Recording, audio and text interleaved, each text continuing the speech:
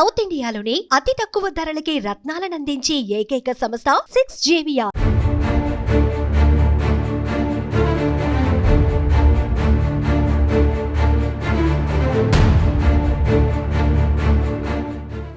ఇది Krishna west bypass అంటే Vijayawada west bypass అని చెప్తున్నారు. అమరావతికి ఎంట్రీ గేట్ కింద దీన్ని మనం చూడాల్సి ఉంటుంది. ఈ కృష్ణా నది మనం ఇటు అమరావతి వైపే ఉన్నాము. ఇటు స్ట్రైట్గా వెళ్తే ఈ బ్రిడ్జి కృష్ణా నది పైనుంచి వెళ్తుంది. 3 కాంట్రాక్ట్ సంస్థలు మొత్తం ఈ వర్క్స్ అన్నీ కూడా చేస్తున్నాయి. అవతల పక్క వెస్ట్ బైపాస్ ఈస్టర్న్ పార్ట్ మొత్తం కూడా MEIL దాదాపు 90% 95% కంప్లీట్ చేసేసింది. మధ్యలో బ్రిడ్జి ఇక్కడ వరకు వచ్చేటువంటి అప్రోచ్ పార్ట్ నవయుగ కన్స్ట్రక్షన్స్ చేస్తుంది.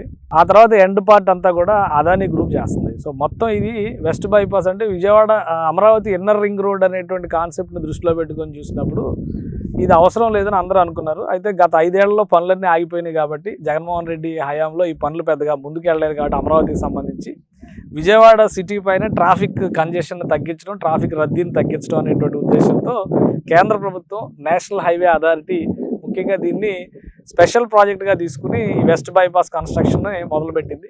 సో దీనిపైన 3 కిలోమీటర్ల మేర వచ్చేటువంటి కృష్ణానది వంతెన అది చాలా ముఖ్యమైనటువంటి వంతెన అవుతుంది. ఎందుకంటే ప్రకాశం బ్యారేజ్ ఎగువన వస్తున్నటువంటి భారీ వంతెన ఇది. దాదాపు 52 పిల్లర్లతో చేసినటువంటి నిర్మాణం. సో ఆ వంతెన కంప్లీట్ అయిపోయింది. 90% వంతెన కంప్లీట్ అయిపోయింది. ఇదంతా కూడా వంతెనకి అప్రోచ్ అయ్యేటువంటి దారి.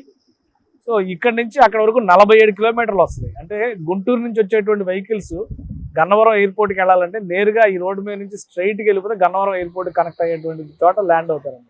సో అది ప్రయారిటీ. చంద్రబాబు నాయుడు కూటమి ప్రభుత్వానికి ముఖ్యమంత్రి అయిన వెంటనే తీసుకున్నటువంటి ఒక కీలకమైన నిర్ణయం ఏంటంటే అమరావతిలోకి యాక్సెసిబిలిటీని పెంచేటువంటి క్రమంలో ఈ రోడ్డు ఈ వెస్ట్ బైపాస్కి సంబంధించినటువంటి ఈ బ్రిడ్జ్ ముఖ్యంగా కంప్లీట్ అవుతుంది కాబట్టి అంటే గన్నవరం ఎయిర్పోర్ట్ దగ్గర ఉన్నటువంటి ప్లేస్ నుంచి ఇక్కడ వరకు కూడా రోడ్ యాక్సెసిబిలిటీ ఉంది. ఇంకా చెప్పాలంటే 2025 సంక్రాంతి సమయంలో west bypass eastern part Rajahmundry Visakhapatnam వెళ్ళే వెహికల్స్ అన్నిటి కూడా అటు డైవర్ట్ చేశారు. ఎందుకంటే అక్కడ కంప్లీట్ అయిపోయింది కాబట్టి వర్క్. సో దీన్ని సద్వినియోగం చేసే క్రమంలో ఏపీ గవర్నమెంట్ ఒక కీలకమైన నిర్ణయం తీసుకుంది. ఎందుకంటే సంక్షోభాల నుంచి ఆయన పరిష్కార మార్గాలు ఎదుర్కొనేటువంటి ప్రయత్నం చేస్తారు కాబట్టి ఆ క్రమంలోనే ఇది వెంకటపాలెంకి అప్రోచ్ అయ్యే విధంగా ఒక రోడ్డు ఈ అప్రోచ్ రోడ్డుని డెవలప్ చేశారు. ఇది యాక్చువల్ ప్లాన్లో లేదు, తర్వాత డెవలప్ చేశారు. సో ఇక్కడ నుంచి డైరెక్ట్గా అమరావతిలోకి గన్నవరం ఎయిర్పోర్ట్లో దిగేటువంటి అతిథులు ఎవరైనా కానీ అక్కడ వెహికల్ ఎక్కితే నేరుగా అమరావతిలో ల్యాండ్ అయ్యే విధంగా ఈ అప్రోచ్ రోడ్ డిజైన్ చేశారు. ఇది కంప్లీట్ అయిపోయింది. మీరు చూస్తే ఇదంతా కూడా తార్ రోడ్డు వేసేసారు. సో ఇది అప్రోచ్ పార్ట్. ఈ క్యారియర్ వెహికల్స్ వస్తున్నాయి, గూడ్స్ క్యారియర్ వెహికల్స్ మాత్రం వస్తున్నాయి. ఏప్రిల్ మొదటి వారంలో ఈ పనులు పూర్తిగా కంప్లీట్ అవ్వాలి. ఏప్రిల్ మొదటి వారంలో దీన్ని ఇనాగ్రేట్ చేయాలని చెప్పని రాష్ట్ర ప్రభుత్వం భావిస్తుంది. సో ఆ క్రమంలోనే ఫినిషింగ్ వర్క్స్ మీరు అటు చూస్తే కలరింగ్ కూడా వేసేస్తున్నారు. మొత్తం అంతా కూడా బ్రిడ్జికి సంబంధించినటువంటి సైడ్ వాల్స్ అన్నిటికీ కలరింగ్ కూడా చేసేస్తున్నారు. కాబట్టి ఇక్కడ వరకు పని మొత్తం కూడా కంప్లీట్ చేస్తారు.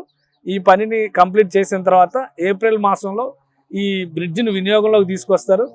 అటు ప్రకాశం బ్యారేజ్ ఎగువన అంటే ప్రకాశం బ్యారేజ్ మాత్రమే, ప్రకాశం బ్యారేజ్ ఒకవైపు, కనకదుర్గ వారధి ఇంకోవైపు కృష్ణానది దాటడానికి విజయవాడ నుంచి ఉన్నటువంటి మార్గాలు. ఇప్పుడు 3వ మార్గం ఇది అందుబాటులోకి వస్తుంది. ఇది ఒక రకంగా అమరావతిలోకి గేట్వే వంతెన కింద మనం చూడాల్సి ఉంటుంది. అమరావతి వారధి లాంటి వంతెన అనమాట.